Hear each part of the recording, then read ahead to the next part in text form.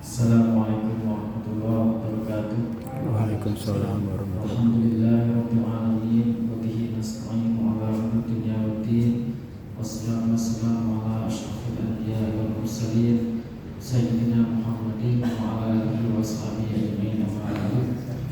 Alhamdulillah, bersyukur kehadirat Allah Ta'ala yang Maha Ghafur, yang mana rahmatnya alhamdulillah kita semua bisa berkumpul di kajian rutin setiap bulan, yaitu Selasa pada Zuhur, yang mana pada kajian kali ini akan diisi oleh Ustaz Yusuf Abdul Rahman SAG. Beliau akan menyampaikan materi terkait sabar, perintah Allah tentang sabar kepada Nabi Muhammad SAW. Untuk pematerian akan berlangsung sampai sekitar pukul 12.40 waktu Indonesia bagian Barat, kemudian dilanjutkan dengan sesi tanya jawab sampai pukul 12.50. Untuk mengefisienkan waktu, kepada Ustaz dipersilakan. Terima kasih. Innal hamdalillah nahmaduhu wa nasta'inuhu wa nastaghfiruh wa na'udzu billahi min shururi anfusina wa min sayyiati a'malina. May yahdihillahu fala mudilla lahu wa may yudlil fala hadiya lahu. Asyhadu an la ilaha illallah wahdahu la syarika lahu wa asyhadu anna Muhammadan abduhu wa rasuluhu. Allahumma shalli ala Muhammad wa sallim ala Muhammad wa barik ala Muhammad wa alihi wa sahbihi wa man tabi'ahum minal muslimin wal mu'minin ajma'in. Amma ba'd. Alhamdulillah, oleh Allah Subhanahu wa taala kita diberikan kesehatan, iman, Islam kita masih tetap terjaga. Salah satunya dengan kita melaksanakan sholat wajib berjamaah, salah satu kewajiban kita terhadap Allah Subhanahu wa taala. Sebetulnya ada satu hal yang menarik ya, yang menjadi landasan bukan kajian saya kali ini saja, akan tetapi saya menyampaikan di setiap kajian terkait tentang kehidupan.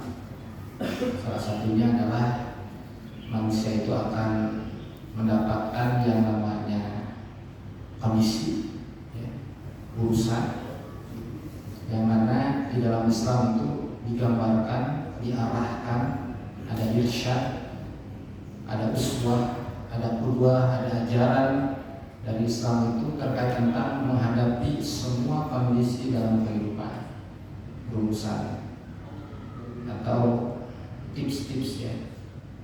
Di dalam hadis yang diriwayatkan oleh Imam Muslim ya, Rasulullah SAW ini pernah menyampaikan dari Abu Yahya Suhaib bin Sinan radhiyallahu anhu, kata Nabi, ajaban ya, sungguh sangat menakjubkan di amril mukmin, bagi urusan seorang mukmin itu, inna amrahu kullahu khair. Kata Nabi, sesungguhnya urusan bagi setiap muslim itu seluruhnya khair, seluruhnya pasti baik. Di sini dapat kita ambil satu kesimpulan, ternyata yang menyebabkan urusan itu baik dan tidak adalah sudut pandang, cara berpikir, cara bersikap seorang. Jadi kalau misalkan nanti suatu saat ada gini Pak, ada orang yang ketika kehilangan ya, itu jangan berpikir bahwa orang ketika kehilangan itu kondisinya sedang bersedih ya. Nanti ada satu kehilangan justru dipandang oleh orang itu justru senang. Maka sudut pandang inilah yang menjadi satu perhatian bagi seorang mukmin itu ya. Nanti akan menjadi bahasan kita, itu seluruhnya akan baik, kondisinya baik. Walaisa dzaka li ahadin illa lil mu'min ya. Maka kata Nabi, dan yang demikian itu tidak dimiliki oleh siapapun kecuali seorang mukmin. Kondisi ini yang oleh Nabi diungkapkan pada hadis yang berikutnya. Selanjutnya kata Nabi, in asobatu sarra syakara fakana khairan. Kata Nabi, apabila dia ditimpakan suatu kesenangan, kebahagiaan, ya, maka dia akan syakar, dia akan bersyukur, ya, bergembira langsung bersyukur, dan itu suatu kebaikan baginya. Satu, ketika kondisi dia merasa kesenangan, ya, itu berarti kan ada dalam diri kita. Jadi tidak bisa kita menyatakan bahwa orang itu sedang senang, nggak bisa. Orang itu sedang sedih, nggak bisa. Tapi kita bisa merasakan diri kita sedang senang dan juga diri kita sedang sedih. Maka ketika orang mengalami yang namanya senang, bahagia, syukur, dia harus bersyukur. Dan itu yang terbaik bagi diri. Wa in asobatku, dan apabila dia ditimpakan dharra, kata Nabi, kesusahan, kesulitan, masalah-masalah yang senantiasa ada pada dirinya, ya, fakana khairan, maka itulah kebaikan. Jadi maksudnya adalah Nabi ingin menyampaikan setiap muslim itu yang ingin mengharapkan surga sebagai tempat kembali nanti bisa ditanyakan pada dirinya sendiri. Kondisi saya itu sedang apa? Kalau misalkan kondisi saya itu sedang syukur, ya, atau sedang sabar. Jadi kalau misalkan tidak dengan dua hal ini, pasti kondisinya itu di luar daripada tadi sebagai seorang mukmin. Bisa sedang putus asa, bisa sedang, kalau dalam bahasa Sunda, baluang, ya, bisa dengan banyaknya pekerjaan, banyaknya tanggung jawab, baluang. Tanyakan, saya sedang sabar atau sedang syukur, dan itu tidak bisa memberikan fatwa kepada orang lain, ya, tidak bisa. Jadi fatwa itu akan ada pada diri kita itu sedang apa. Maka nanti suatu saat ada orang, ya, kamu mah tidak bersyukur, ya nggak apa-apa tidak bersyukur juga, ya, harusnya kamu bersyukur, kamu tidak bersyukur, tidak apa-apa, karena bagi seorang mukmin itu tidak bersyukur berarti ada yang kedua, sedang bersabar. Kamu tidak sabar, dia nggak apa-apa, berarti dia sedang bersyukur. Maka kedua hal ini kalau misalkan menjadikan rumusan kehidupan, saya sedang apa, kondisi saya saat ini pada hari ini, ya, maka dua hal ini kalau misalkan tidak terdeteksi dalam diri kita, kalau sabar tidak syukur, maka nanti yang menjadi satu perhatian adalah akan di luar daripada itu. Yang keluar adalah sifat-sifat, perilaku-perilaku marah, kecewa, ya, kemudian berlebihan dari segi kekecewaan itu. Kalau misalkan orang berani kepada yang lain, dia akan marah, tapi kalau orang tidak berani, dia akan kecewa pada saat itu. Maka di sini sangat menarik. Kemudian menjadi satu perhatian, saya coba, kalau misalkan bagi seorang mukmin itu hanya dua kondisi, ini sabar dan syukur, ya, maka saya coba untuk menelusuri di dalam Al-Quran itu seperti apa kata-kata syukur dan juga sabar. Jadi banyak sigohnya. Ada yang menggunakan amar, ada yang menggunakan fi'il madhi, fi'il mudhari'. Nah, saya kerucutkan. Di dalam pembahasan ini kita akan bahas satu saja, yaitu sabar. Makanya saya berikan judul, ya, mengambil pelajaran dari 19, ya, perintah sabar Allah Subhanahu wa taala kepada Nabi Muhammad sallallahu alaihi wasallam bagian pertama. Karena kita akan bahas satu saja dari 19 itu. Kita ambil salah satu sampel ataupun contoh. Di dalam Al-Quran Allah Subhanahu wa Ta'ala ini menyatakan, Quran surat Hud ayat 109, kata Allah Subhanahu wa Ta'ala, wattabi' ma yuha ilaika, ikutilah engkau Muhammad perintah ya kepada Nabi, ma yuha ilaika, apa yang diwahyukan kepadamu. Jadi Nabi diperintahkan Pak untuk mengikuti apa yang diwahyukan kepada Nabi. Kenapa? Biasanya kalau yang namanya perintah gitu Pak, amar ya, berarti itu sesuatu yang harus dilakukan. Berbeda ya. Di dalam Al-Quran itu ada yang bentuknya insya'iyah, perintah, ada yang bentuknya khobariyah. Khobariyah itu adalah story, cerita-cerita gitu ya. Makanya nanti ada juga yang menyatakan begini Pak, ya kata teman-teman dari psikolog ya, kepada hal yang berkaitan dengan pendidikan anak, itu menyatakan begini, sebaiknya orang tua itu jangan mengatakan jangan, tapi katakanlah tidak ya, itu salah satunya. Padahal kalau misalnya kita perhatikan, ini sangat bertentangan dengan apa yang Allah Subhanahu wa Ta'ala dan Rasulnya. Kenapa sangat bertentangan? Dikarenakan dalam Al-Quran pendidikan itu ya ada insya'iyah, ada khobariyah. Kalau misalkan itu yang memang betul-betul tidak boleh, ya ungkapan jangan. Kalau misalkan itu yang betul-betul harus dilakukan, ya perintahkan. Tapi kalau misalkan untuk memberikan inspirasi, ya khobariyah, ya story, ya menyampaikan cerita-cerita pada zaman dahulu diceritakan. Ya. Tapi kalau misalkan ingin cepat agar dilakukan, maka lakukan khobariyah insya'iyah ataupun perintah. Maka Allah Subhanahu wa Ta'ala memerintahkan mayuha ilaika, ya. Kemudian wasbir,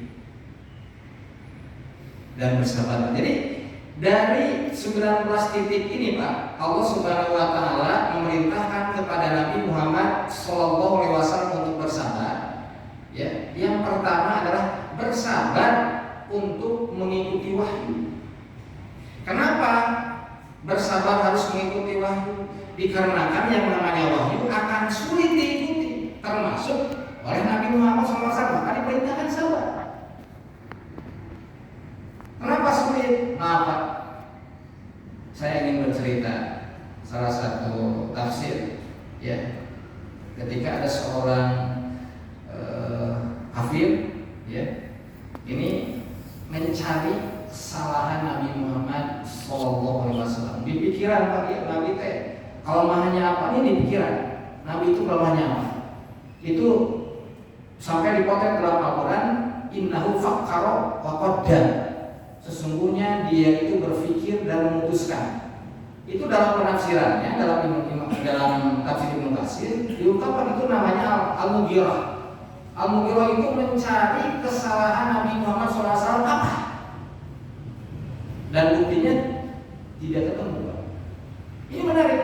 Kenapa tidak ketemu? Dikarenakan Nabi menggunakan pola ataupun Nabi menggunakan cara yang diajarkan oleh Allah Subhanahu wa Ta'ala kepada beliau. Apa polanya, apa caranya? Ya, itu Nabi yang utama menggunakan wahyu sebagai landasan. Ketika sudah menjadikan wahyu sebagai landasan, maka Nabi meyakininya. Sampai dalam hadis Imam Bukhari itu, Nabi ketika menerima wahyu itu sampai pulang kepada istrinya, kemudian meminta zamiluni, tolong selimuti aku. Itu sulitnya Pak ketika menerima wahyu itu. Panas tiris Nabi itu untuk meyakini wahyu itu. Kenapa harus diyakini? Karena kalau misalkan Nabi tidak meyakininya, Nabi tidak akan mengamalkan, Nabi tidak akan mendakwahkan. Sementara prosesnya itu ilmu, kemudian yakin, setelah yakin mengamalkan. Dan ketika sudah mengamalkan, cukup untuk mengamalkan saja, harus sampai menjadi diyakini, diamalkan, didawamkan. Nah, sampai titik mendawamkan, ya, kemudian Nabi mendakwahkan. Jadi dakwah Nabi itu cuma tadi apa yang diyakini itu dari wahyu itu kemudian diamalkan, didawamkan. Ketika didawamkan, pertanyaannya adalah adakah celah untuk Nabi Muhammad SAW? Maka jawabannya tidak ada. Kalau orang sudah mendawamkan sesuatu yang didawamkan dari ilmu, kalau kita bukan wahyu ya, kalau kita ilmu Pak, ilmu Al-Quran, ilmu sunnah dari hadis Rasulullah SAW. Kalau kita sudah berilmu, diyakini ilmu tersebut, diamalkan, kemudian didakwahkan sebagaimana Nabi, tentu saja dengan dakwah, maka itu sedikit sekali celah yang akan dilihat oleh orang yang benci terhadap Islam, benci terhadap warasatul anbiya, benci terhadap para sahabat. Nah, Nabi itu sampai sana, sampai dakwah. Ketika dakwah maka baru Nabi mendakwahkan. Setelah mendakwahkan, Nabi sabar. Setelah sabar baru bertawakal. Nah, itulah siap-siap menuju husnul khotimah. Itu yang diungkapkan. Nabi itu seperti itu. Maka ketika Nabi menggunakan pola pikir itu, ya, tata cara yang sudah dihadirkan oleh Allah Subhanahu wa taala, sulit mencari celahnya. Maka kita sebagai umatnya pun harus mengambil pelajaran dari Nabi Muhammad SAW. Kita berilmu dalam majlis, kemudian kita yakin, ya, itu ada prosesnya, mengamalkan ada prosesnya, untuk sampai mendawamkan ada prosesnya, baru kita bisa mendawamkan. Kalau misalnya kita mendawamkan tanpa proses itu, hancur. Kenapa hancur? Karena akan banyak celah dan celah dari orang-orang yang menyampaikan Islam. Hatta yahkum Allah wa huwa khairul hakimin. Nah, ini yang menarik Pak. Di dalam tafsir diungkapkan, ya, wattabi mayuha ilaika wasbir, itu adalah tamassak, berpegang teguh kepada apa yang diturunkan oleh Allah Subhanahu wa taala kepada Nabi Muhammad sallallahu alaihi wasallam. Kemudian Nabi disuruh untuk bersabar menghadapi manusia-manusia yang akan menentang. Kenapa harus sabar? Karena maaf, kalau misalkan manusia itu cenderung hanif, itu kan sudah jelas ya. Manusia itu akan cenderung hanif. Hanif itu senantiasa dekat, senantiasa hati nuraninya itu akan mendekati kebenaran atau kebaikan. Itu pasti. Maka nanti ketika kondisinya seperti ini, ya, senantiasa kebaikan, manusia itu hanif, gitu ya. Yang kemudian di dalam hadis diungkapkan nanti akan ada yang mengganggu. Jahat siapa? Syayatin, yaitu setan yang mengganggu kehanifan kita. Maka nanti setelah kita terganggu kehanifan kita, ya, posisinya kita akan menjadikan hawa nafsu sebagai utama, yang kemudian kita akan bertentangan dengan ayat-ayat Allah, dengan yuha, dengan apa yang diwahyukan, dengan Al-Quran, dengan Sunnah. Kalau misalkan kita manusia sudah mengikuti hawa nafsu, nah kalau ada orang yang terima dengan pola pikir Nabi, Al-Quran jadikan utama, diyakini, kemudian diamalkan, didawamkan, kemudian didakwahkan. Ketika didakwahkan, itu akan ditolak, akan tidak diikuti. Maka ketika tidak akan diikuti, posisinya nih yang berdakwah ini, dia akan sendirian. Tidak ada yang mendukung. Nabi Muhammad awalnya seperti itu, tidak ada yang mendukung. Tapi kalau misalkan dasarnya ya, dia akan yakin dengan apa yang sedang dilakukan, yang sedang disampaikan. Maka disuruh sabar oleh Allah Subhanahu wa taala. Maka nanti pada suatu saat orang kalau sudah meyakini suatu ilmu, tentu saja ilmunya yang berlandaskan Al-Quran dan juga Sunnah, ya. Ketika sudah itu disampaikan, pasti ada serangan. Itu disampaikan dalam Al-Quran, pasti ada serangan yang tidak mau mengikuti.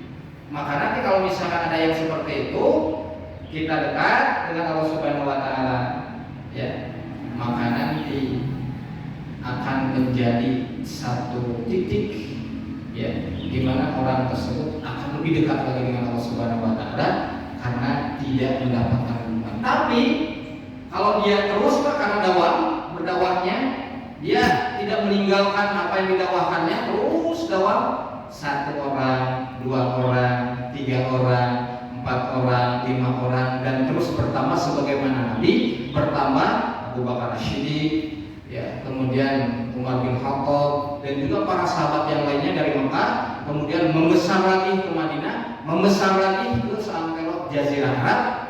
Itu dikarenakan apa? Dikarenakan sabar dengan pola pikir Nabi Muhammad SAW. Ilmu, kemudian yakin, amal, dakwah, baru didakwahkan. Itu gambarannya. Kemudian ikhwatul iman rahimakumullah, ya, ini yang menjadi catatan kita, di mana nanti kita akan dihadapkan dengan sesuatu yang sangat luar biasa.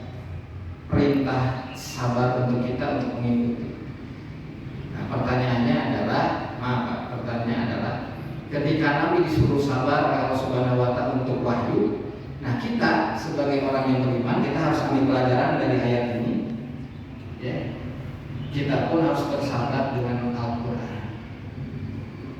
Kita harus bersabar untuk membaca Al-Quran. Kita harus bersabar untuk membaca minimal terjemah Al-Quran. Kita harus bersabar untuk ikut di majelis-majelis ilmu. Kalau misalkan sudah itu kita lakukan, baru level yang berikutnya adalah dari ilmu yang kita dapatkan dari Al-Quran tersebut, kita coba yakin. Saya pernah bertanya kepada tukang beca, ketika Ramadan makan, ditanya, Bapak kenapa pada bulan Ramadan makan? Jawabannya apa? Aku main nih, ini bahasa orang Sunda. Maksudnya adalah, Bapak tahu tidak bahwa itu wajib? Tahu. Kenapa tidak dilakukan? Nah, ini menjadi satu perhatian. Banyak orang yang berilmu. Maka konsep Islam itu yang namanya ilmu itu tidak hanya tok ilmu, tetapi wal amal. Baru disebut ilmu. Ilmu itu sudah disebut ilmu kalau misalkan sudah beramal. Maka nanti pada suatu saat kita pun akan menghadapi hal yang demikian. Nah, ilmu-ilmu yang kita tahu kan, itu kita kemarin cross check, ya. Kemudian mana dasar dalilnya dari Al-Qurannya, dari Sunnahnya. Kemudian kalau misalkan ini Al-Qurannya sudah jelas, kita tahu terjemahnya, kita tanyakan, kita baca tafsirannya, kita pelajari, kita sudah sampai seperti itu, maka baru masuk, ya, kalau sudah sampai seperti itu baru masuk kepada pengamalan. Jadi ada prosesnya. Itu sebagai pelawak yang saya sampaikan. Silakan kalau misalkan mau kita perdalam lagi terkait tentang perintah sabar dari Allah Subhanahu wa taala kepada Nabi Muhammad SAW. Bagian pertama ini adalah Nabi disuruh bersabar untuk mengikuti wahyu. Pelajaran untuk kita disuruh bersabar untuk mengikuti Al-Quran, wahyu dan sunnah. Barangkali pada para jemaah yang ingin mengajukan pertanyaan, silakan. Jika belum ada, ini ada pertanyaan masuk ke WhatsApp, Ustaz, terkait tahapan ilmu yang diyakini, diamalkan, didakwahkan dan didakwahkan. Bolehkah kita mendakwahkan suatu ilmu yang belum kita amalkan? Nah, ini kalau misalkan kita mau mendakwahkan ilmu, ya, yang belum kita amalkan, ya, ini nanti ada yang pertama itu utamanya, ya, fadilahnya. Fadilahnya itu adalah keutamaannya harus sudah dari proses dakwah, ya. Ini akan menjadi menarik ketika bagaimana kalau misalnya kita belum mengamalkan. Ada salah satu syaratnya. Apa syaratnya? Akan segera diamalkan. Mau segera diamalkan. Karena nanti kalau misalkan terlalu banyak berdakwah, terus gitunya tiap hari acok-acokan berdakwah gitu, tanpa ada proses dia mau mengamalkan, posisinya dia akan muncul kesombongan. Menghilangkan amalan itu akan muncul kesombongan. Ilmu tanpa amal akan sombong. Ya, kenapa sombong? Karena kalau ilmu tanpa dia berilmu kemudian tidak mengamalkan, kenapa akan sombong? Dikarenakan akan mudah. Ilmu itu mudah Pak didapatkan. Yang sulit itu ketika ilmu didapatkan, diamalkan, ada prosesnya. Maka kalau misalkan kita nih mau mengamalkan ilmu kita nih, ya, yang ilmu orang lain, maka ada konsepnya gini Pak. Kita mau berserah batur atau berserah diri. Dalam Islam itu jangan berserah batur, harus berserah diri. Maksudnya apa? Kalau ada apa-apa, kita bisa mengubah diri kita, ya. Tapi kalau misalkan kita mengubah orang lain, kita nggak bisa. Makanya akan stagnan kalau orang berpikirnya berserah orang lain. Tapi kalau misalkan kita berserah diri, ada masalah nih. Orang lainnya harusnya begini. Kenapa dia nggak begini? Itu nggak akan beres-beres masalahnya. Tapi kalau misalkan orang itu begini, ya berarti sebab saya harus begini. Itu akan beres masalahnya. Kita akan terus senantiasa meningkatkan ilmu dan amal soleh. Tapi kalau misalkan posisinya tadi, ya, dia tidak memiliki niatan untuk beramal, ya, bukan saya sarankan untuk tidak berdakwah, ya, akan tetapi akan banyak celah untuk dirinya, ya, karena yang namanya dakwah itu pasti ada tantangan, atau pasti ada yang menentang. Ya. Misalkan seorang ayah menyatakan sholat itu pasti ditentang gitu, oleh istrinya awal-awalnya gitu. Tapi kalau misalkan terus dakwah, ya, terus dirambungan, si bapaknya senang hati sholat lagi, akhirnya dia akan mengikuti. Tapi kalau misalkan sholat dari orang si bapak akan nonton aja, sholat manilah seperti itu pasti akan ada celah kali. Nah gitu Pak. Mungkin itu kalau misalkan tidak puas silakan cari jawaban di tempat lain. Ini soalnya saya kurang paham tulisan. Kurang paham itu tulisannya. Ya, Assalamualaikum Pak Ustaz. Izin bertanya ini kan, sewajib apa kita menegur teman kita yang bermaksiat, misalnya kurang amanah dalam bekerja, seperti halnya Pak Ustaz tadi menegur tukang becak yang tidak berpuasa. Sewajib apa kita menegurnya Pak Ustaz? Terima kasih. Assalamualaikum warahmatullahi wabarakatuh. Kadar keimanan, tadi pertanyaan sewajib apa kita menegur, ya. Ini nanti ada dua Pak dalam Islam itu, ada hukum, ya, ada hikmah. Jadi kalau misalkan secara hukum kita harus menegur, ya, tapi nanti secara hikmah ada orang yang berani dan yang tidak, gitu ya. Nah itu tergantung kepada kadar keimanan kita. Contoh, kalau kadar keimanan kita belum sampai sangat dalam dan berat, ya, maka berdakwah itu adalah emosional. Kesal. Ya. Kalau misalkan kita berdakwah emosional, kesal dan sebel, berarti proses dakwahnya kita dalam melaksanakan ajaran agama Islam itu kurang. Ya.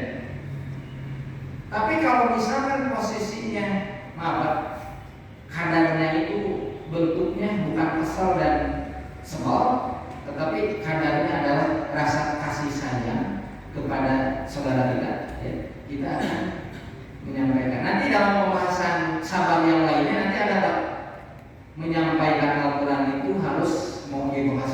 Nanti penjelasannya lebih lanjut lagi. Dalam artian kata konsep ini, ketika kita nyana sayang kepada orang yang kita akan tegur, mungkin cara menegurnya bagaimana? Pasti baik, kan? Gak akan mungkin negur-negur emosional, karena dasarnya adalah kasih sayang.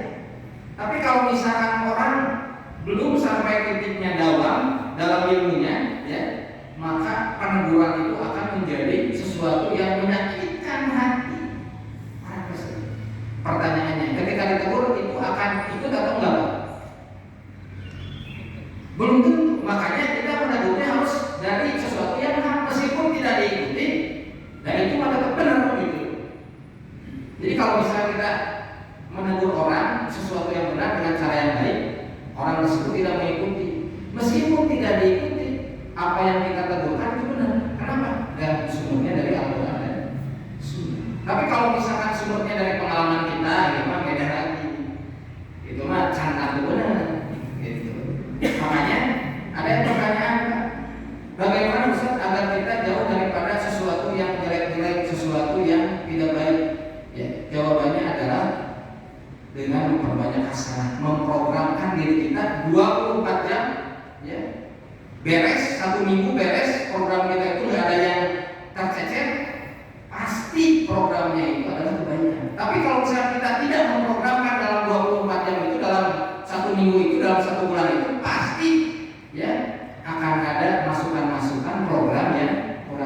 belum Pak, kalau misalkan yang teman-temannya itu adalah orang-orang soleh, imam mengajarkan dugem misalkan, itu menjadi satu perhatian. Jadi tergantung kitanya Pak. Kita sudah dalam tahapan apa? Kalau misalkan tahapannya sudah kuat Pak, amalannya, yakinnya sudah kuat, ilmunya sudah sesat ya, kemudian dawam, tidak hanya diamalkan tapi sudah dawam, itu akan munculnya kasih sayang, menegurnya itu akan menandai. Tapi kalau misalkan kita belum kuat ya posisinya, insya Allah Pak, saya banyak melihat orang itu menegurnya dengan emosional gitu. Tergantung kita nyebrang teh nyangka orang tersebut atau semua hal gitu. Kita ada masalah ya, yuk ayo ayah nunggu gitu, wah ini yang diharapkan tadi itu Pak. Itu mungkin kalau misalnya ada lagi Pak.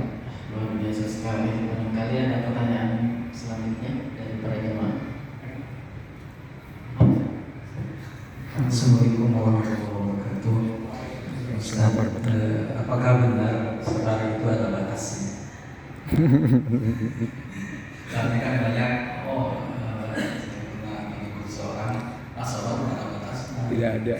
Sekian, assalamualaikum warahmatullahi wabarakatuh. Saya kalau misalkan menjawab dengan sabar itu tidak ada batasnya, tetapi faktanya orang punya batas ya dalam bersabar itu. Makanya maaf Pak, kalau saya lebih cenderung menjawab itu bahwa sabar itu ada batasnya. Dan ketika seorang memiliki sabar ada batasnya, maka nanti apa yang akan dia dapatkan juga sesuai dengan apa yang dilakukan. Tapi kalau misalkan dia bersabar bisa sampai tanpa batas, nah itu para nabi dan juga para rasul dan orang-orang soleh, dan itu dilakukan dengan proses ada batasnya itu. Nabi itu pernah salah nabi itu. Ya. Maaf Pak, nanti dibahas dalam sabar berikutnya, tapi saya berikan gambaran saja begini. Nabi itu pernah bersama dalam tafsir ya. Nabi itu pernah bersama dengan 6 orang sahabat. Dengan 6 orang sahabat. Sahabat ini adalah Bilal ya. Yang orang-orang enggak punya ini adalah punya bangsawanan gitu ya. Kedudukannya rendah. Kemudian ada orang musyrik datang kepada Nabi. Wahai Nabi, saya mau berbicara dengan engkau, saya mau mendapatkan informasi dari engkau, saya mau berdakwah, berdiskusi dengan engkau, asalkan ke-6 orang ini harus tidak ada di sini. Mereka kalau misalkan ada di sini perendahkan saya. Maka Nabi, oh iya ya, mempertimbangkan hal itu, mempertimbangkan untuk ya udahlah yang 6 orang ini disuruh untuk pergi. Yang sini lah. Betul. Maka Nabi Muhammad SAW itu ditegur oleh Allah Subhanahu Wa Taala. Wasbir terhadap orang-orang yang soleh, sabar bersama dengan orang-orang yang soleh. Kenapa? Mereka mau diskusi, silakan. Ini orang-orang soleh yang disingkirkan. Diberapkan bukan kan ya? Posisinya ya kalau misalkan kita kenal dengan si A, kemudian si A mengenalkan dengan yang lebih lagi, si A-nya disingkirkan. Udah B. Kenal dengan si B, kemudian si B mengenalkan dengan si C yang lebih tinggi lagi, si B-nya singkir. Nah, itu main jejak. Makanya ada pola pikir Belanda, ada pola pikir Inggris, Pak. Gimana? Iya, intermezzonya. Pola pikir Belanda itu kita dijajah oleh Belanda itu, Pak. Itu senantiasa ngajejak batu, Pak. Jadi kenal dengan orang misalnya ini, kenal lagi dikenalkan dengan orang lain, dijejak, dihilangkan, tidak dibawa-bawa. Nanti beda lagi dengan pola pikir Inggris. Kalau pola pikir Inggris dijajah oleh Inggris, Pak. Kalau orang sudah kenal terus dibawa-bawa sampai sekarang, masih ini terkoneksi ya kalau misalkan jajahan Inggris gitu. Maka di situ menjadi satu perhatian. Sabar ada batasnya. Cuma batasnya itu harus ya didobrak sampai menjadi tidak ada batasnya. Agar nanti tahapannya itu kita itu manusia. Kalau misalkan dijawab sabar ada batasnya, caranya berat. Makanya nanti perkasuistik dibahas agar nanti menjadi mau'idhah. Tapi kalau misalkan tidak perkasuistik, ya sabar tidak ada batasnya. Ya sabar tidak ada batasnya itu nggak akan menjadi mau'idhah, tidak akan menjadi pelajaran buat kita. Ada pelajaran buat kita itu kalau misalnya kita menceritakan masa lalu, ya kita mengambil pelajaran pada masa ini dan juga mengambil pada masa yang akan datang rencana. Gitu ya. Jadi 3 hal. Kalau orang tidak membicarakan masa lalu, masa kini dan masa depan, insya Allah kami membicarakan dapur, gibah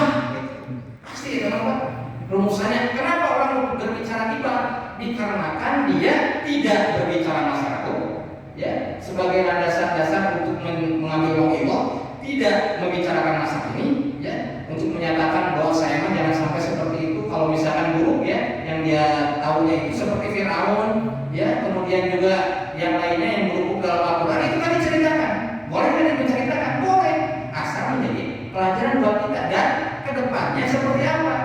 Kita merumuskan, memprogramkan. Kita kalau misalkan melihat orang yang buruk di dalam Al-Quran ataupun orang lain, kita bicarakan itu bukan untuk gibah, tapi untuk pendudukan perkara asal. Ada asalnya.